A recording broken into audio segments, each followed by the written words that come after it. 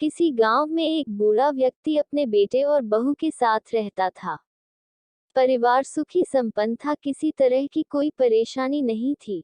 बूढ़ा बाप, जो किसी समय अच्छा खासा नौजवान था, आज बुढ़ापे से हार गया था।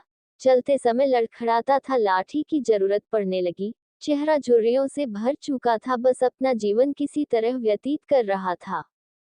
घर में एक चीज अच्छी थी कि शाम को खाना खाते समय पूरा परिवार एक साथ टेबल पर बैठकर खाना खाता था।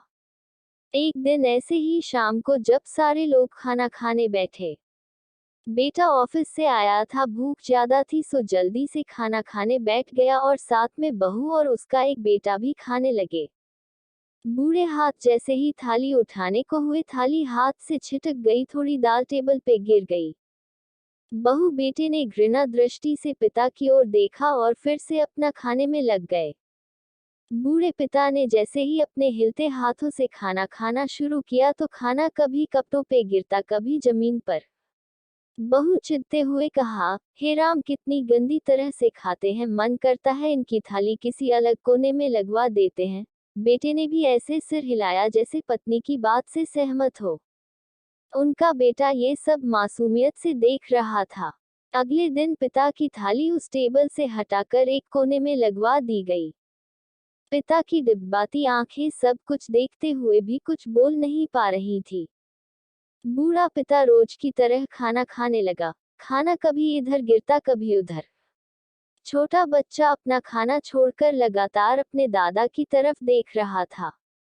माँ ने पूछा, क्या हुआ बेटे, तुम दादाजी की तरफ क्या देख रहे हो और खाना क्यों नहीं खा रहे? बच्चा बड़ी मासूमियत से बोला, माँ, मैं सीख रहा हूँ कि वृद्धों के साथ कैसा व्यवहार करना चाहिए। जब मैं बड़ा हो जाऊंगा और आप लोग बूढ़े हो जाओगे तो मैं भी आपको इसी तरह कोने में खाना खिलाया करूंगा। बच्चे के मुंह से ऐसा सुनते ही बेटे और बहू दोनों कांप उठे। शायद बच्चे की बात उनके मन में बैठ गई थी, क्योंकि बच्चा ने मासूमियत के साथ एक बहुत बड़ा सबक दोनों लोगों को दिया था। बेटे ने जल्दी से आगे बढ़कर पिता को उठाया और वापस टेबल पे खाने के लिए बिठाया और बहू भी भागकर पानी का गिलास लेकर आई कि पिताजी को कोई तकलीफ ना हो। इस कहानी से शिक्षा मिलती है कि माँ बाप इस दुनिया की सबसे बड़ी पूंजी है। आप समाज में कितनी भी इज्जत कमा लें या कितना भी धन इकट्ठा कर लें, लेकिन माँ बाप से बड़ा धन इस दुनिया में कोई नहीं है। कहानी को शेयर करें, अपनी राय कमेंट करके हमें बताएं और चैनल को सब्सक्राइब करें।